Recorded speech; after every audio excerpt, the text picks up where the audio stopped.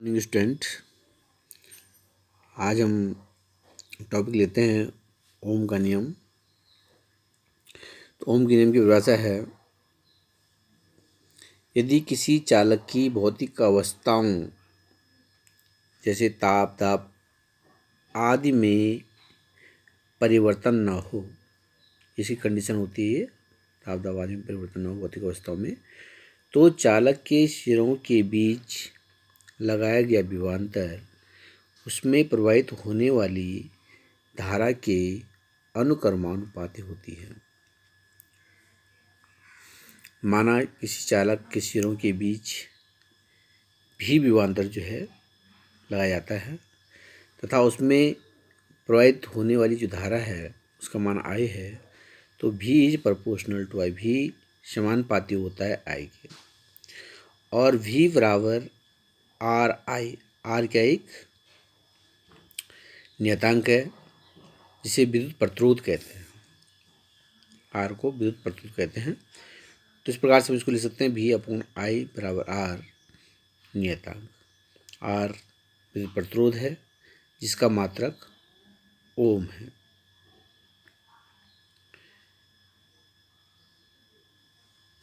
तो ये इसका ओम का नियम हो गया है। अब हम अनुगमन वेग के आधार पर ओम के नियम का सत्यापन या उत्पत्ति करते हैं। ये इम्पोर्टेंट क्वेश्चन है काफ़ी, में पूछा जाता है अक्सर। तो देखिए, माना किसी चालक तार की लंबाई, इस प्रकार से हमने कोई चालक तार लेना है। इस चालक तार की लंबाई L है, जैसे हमने चालक ले रखा है उसी प्रकार से लिखा हुआ है यहाँ पे। उसका अनुप्रस्थ परिच्छेद का क्षेत्रफल, इसका जो है अनुप्रस्थ परिच्छेद का क्षेत्रफल कहीं पर भी उसका जो है A है। जब इसके सिरों के बीच विभवांतर आरोपित किया जाता है या स्थापित किया जाता है तो इसमें विद्युत धारा बहने लगती है।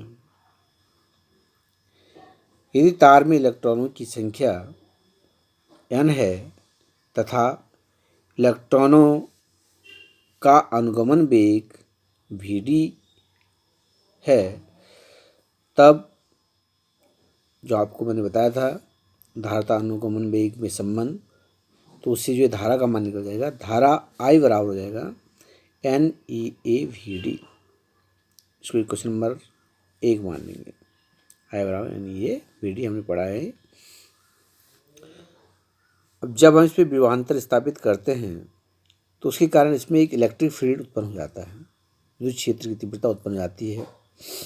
विद्युत क्षेत्र की तीव्रता उत्पन्न होने से जो इलेक्ट्रॉन की गति जो है विद्युत क्षेत्र के विरुद्ध और तेज हो जाती है। तो इस विद्युत क्षेत्र का जो मान है वो हम ज्ञात करेंगे। इसमें कितना विद्युत क्षेत्र जो है उत्पन्न हो रहा है, तो इसमें विद्युत क्षेत्र E बराबर V/L। तो विद्युत क्षेत्र की जो तीव्रता है E बराबर V/L इसमें उत्पन्न होती है। विद्युत क्षेत्र के कारण प्रत्येक इलेक्ट्रॉन पर एक बल आरोपित किया जाता है, क्योंकि यहाँ पर विद्युत क्षेत्र उत्पन्न हो गया है और इस विद्युत क्षेत्र के कारण जो जितने भी इलेक्ट्रॉन होते हैं उस पर एक बल आरोपित किया जाता है। वह बल, उस बल का हम मान निकालेंगे यहाँ पर। वह बल F बराबर EE, F बराबर EE, E का मान रख देंगे तो F बराबर EV/L। यहाँ पर जो इलेक्ट्रॉन है, सपोज उनका द्रव्यमान स्मॉल m है, तो इस बल के कारण उन इलेक्ट्रॉन पर एक त्वरण उत्पन्न होता है। बल के कारण, हमेशा जो है बल के कारण ही त्वरण उत्पन्न होता है, हमने पढ़ रखा है 11वीं में। तो अभिकेंद्र त्वरण इस बार से पढ़ा था। तो बल के कारण ही जो है त्वरण उत्पन्न होता है। तो यहाँ पर इस इलेक्ट्रिक फील्ड के विद्युत क्षेत्र के कारण इलेक्ट्रॉन पर एक बल आरोपित होता है। तो बल का मान हमने निकाल दिया। तो इस बल के कारण एक त्वरण उत्पन्न होता है। तो यहाँ पर हम लिख लेंगे, यदि इलेक्ट्रॉन का द्रव्यमान स्मॉल m हो तो बल के कारण उत्पन्न त्वरण ए बराबर एफ अपॉन एम, ए बराबर एफ अपॉन एम। एफ की वैल्यू रख देंगे यहाँ पर ए भी अपॉन एल। तो इस प्रकार से ए बराबर हो जाएगा ए भी अपॉन एम एल, समीकरण नंबर 2। अब आप देख रहे हैं इलेक्ट्रॉन, किसी भी चालक के अंदर इलेक्ट्रॉन, जो कुछ मुक्त इलेक्ट्रॉन होते हैं जो स्वतंत्र रूप से चालक के अंदर घूमते रहते हैं। चालक में जो धनायन भी होते हैं, तो ये इलेक्ट्रॉन इन धनायन से बार बार टक्कर करते रहते हैं। जब भी भ्रमण करेंगे, जिगजैग मोशन में जैसे भ्रमण करते हैं, तो जो धनायन होते हैं चालक के अंदर, इलेक्ट्रॉन उन धनायनों से बार बार टकराते रहते हैं। तो किसी मुक्त इलेक्ट्रॉन की धनायनों से दो क्रमागत टक्करों के बीच, धनायनों से दो क्रमागत यानी कि लगातार टक्करों के बीच जो समय लगता है, जितना समय लगता है दो टक्करों के बीच में लगा जो समय होता है, उसे श्रांति काल कहते हैं। उसे क्या कहते हैं? श्रांति काल। तो आपने यहाँ पे श्रांति काल याद रखना है, क्योंकि परीक्षा में श्रांति काल की परिभाषा भी पूछी जाती है। तो किसी मुक्त इलेक्ट्रॉन द्वारा धनायन से लगातार दो टक्करों के बीच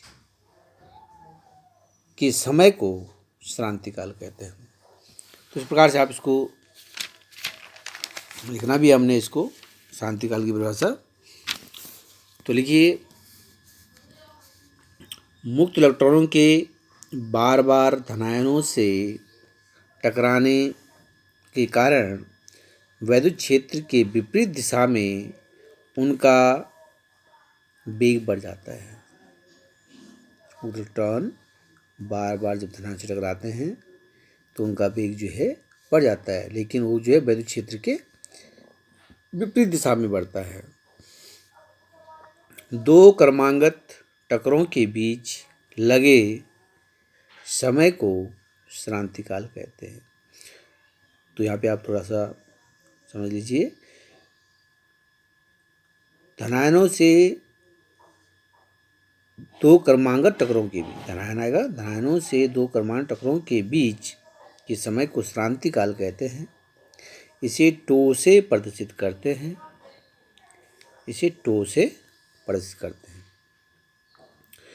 तो इलेक्ट्रॉन के द्रव्यमान में ए टो की वृद्धि हो जाएगी। तो इलेक्ट्रॉन के वेग में तो इलेक्ट्रॉन के वेग में ए टो की वृद्धि होगी। तो हम यहाँ पढ़ चुके हैं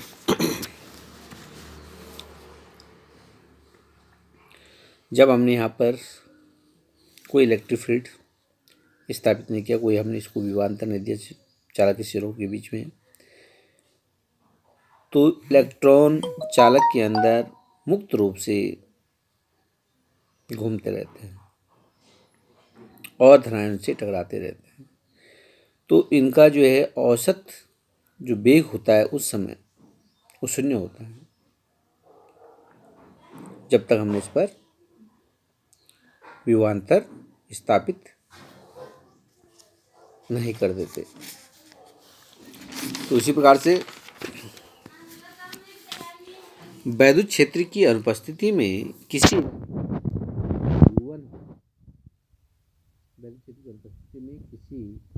इलेक्ट्रॉन का वेग u1 है, तो वैद्युत क्षेत्र की उपस्थिति में जब हम वैद्युत क्षेत्र लगाते हैं तो उसके वेग में कितनी वृद्धि होती है? ए टो की वृद्धि हो जाती है। तो वैद्युत क्षेत्र की उपस्थिति में वेग u1 प्लस ए टो 1 हो जाएगा। इसी प्रकार दूसरे इलेक्ट्रॉन का वेग u2 प्लस ए टो 2 हो जाएगा, u3 प्लस ए टो 3 इसी प्रकार से बहुत सारे इलेक्ट्रॉन होंगे, तो हम एक जनरल सूत्र बनाते हैं UN प्लस A21, जो आपके पास अंतिम जो इलेक्ट्रॉन होगा उस पर क्या होगा, UN प्लस A21। औसत वेग निकालेंगे और इस औसत वेग को ही हम क्या कहते हैं, अनुगमन वेग कहते हैं। तो इसके लिए U1 A plus A21, U2 plus A22 plus plus plus plus UN plus A2N upon N 12 है ये। BD बराबर U1 U2 को अलग कर देंगे, U1 U2 U3 U4 UN को अलग कर देंगे बटे N plus A21 plus A22 plus A2N upon N। जैसे मैंने आपको बताया कि जब तक इलेक्ट्रिक फील्ड नहीं लगा होता है तो औसत वेग शून्य होता है, तो ये जो है शून्य हो जाएगा। यहाँ पे एक कॉमन लेंगे तो ये आपके पास आएगा, ये कॉमन लिया 2 1 प्लस 2 प्लस 1 अपॉन N। और इस प्रकार से BD बराबर, ये आपके पास प्रत्येक इलेक्ट्रॉन का क्रांतिकाल है, तो क्रांतिकाल का औसत, ये औसत हो गया है, जो टोस दिखाते हैं। तो इस प्रकार से BD that is equal to A2। समीकरण नंबर 3। समीकरण 1 से VD का मान समीकरण 2 से A का मान रखने पर, समीकरण 1 से VD का और समीकरण 2 से जो है A का मान यहाँ पर हम पुट कर देंगे।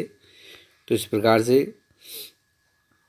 VD का मान हमने पीछे से निकाल लेंगे। यहाँ पर समीकरण नंबर 1 से VD का मान निकल जाएगा, VD बराबर I बराबर NE VD, तो VD बराबर NE इसके बट्टे में चल जाएगा। तो इस प्रकार से I अपॉन NE और A का मान आपने EV अपॉन ML रखना है, A बराबर EV अपॉन ML। तो इस प्रकार से आया मेरे पास I अपॉन NE बराबर EV अपॉन ML इंटू 2 और IML बराबर, इसका इधर क्रॉस मल्टीप्लिकेशन कर दीजिए, एक क्रॉस मल्टीप्लिकेशन कर दिया हमने, इसका इधर मल्टीप्लाई कर दिया तो IML हो गया, इसका इधर मल्टीप्लाई कर देंगे तो NE का स्क्वायर हो जाएगा A2 इंटू V। इस प्रकार से आ गया मेरे पास। और यहाँ पर जो है हमने V अपॉन I का मान निकालना, इसको I को इधर मल्टीप्लाई कर देंगे, इसके साथ जो है मल्टीप्लाई में इसको इधर मल्टीप्लाई कर देंगे, इसके नीचे क्रॉस मल्टीप्लिकेशन। तो इस प्रकार से आपको आ जाएगा ML upon NE square A2 बराबर V अपॉन I।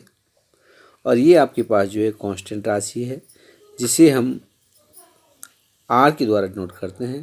तो इस प्रकार से V अपॉन I बराबर R, ये आपका जो ओम्स लॉ है, यानी कि V is proportional to I, V जो है I के समानुपाती होता है। यहाँ पर जो है आपके पास ML upon NE square A2 जो है ये दैट इज इक्वल R नियतांक। तो जो ये आप प्रतिरोध जो होता है, विद्युत प्रतिरोध, ये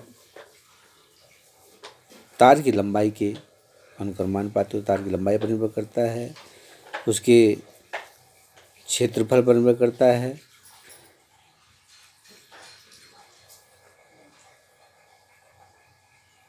नंबर ऑफ इलेक्ट्रॉन्स, जो फ्री इलेक्ट्रॉन्स हैं उस पर जो है निर्भर करता है, और टकराव की जो शांतिकाल है उस पर निर्भर करता है। तो इस प्रकार से आप इसको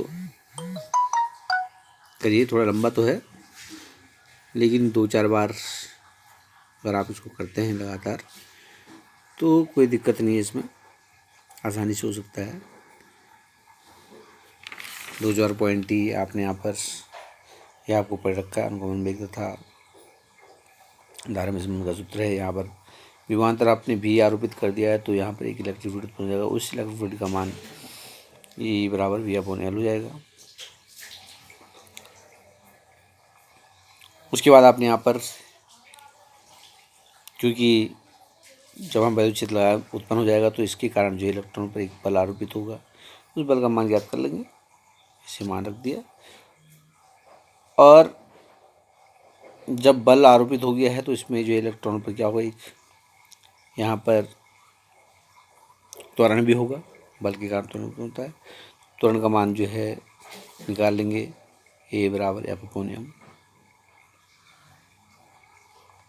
ठीक है, और उसके बाद श्रांति काल की परिभाषा आपने याद रखनी है। श्रांति काल तो धनायनों के से दो क्रमांक टकराओं के बीच, धनायनों से दो क्रमांक टकराओं के बीच के समय को हम श्रांति काल कहते हैं। कौन टकराएगा? मुक्त इलेक्ट्रॉन टकराएंगे। ठीक है ना।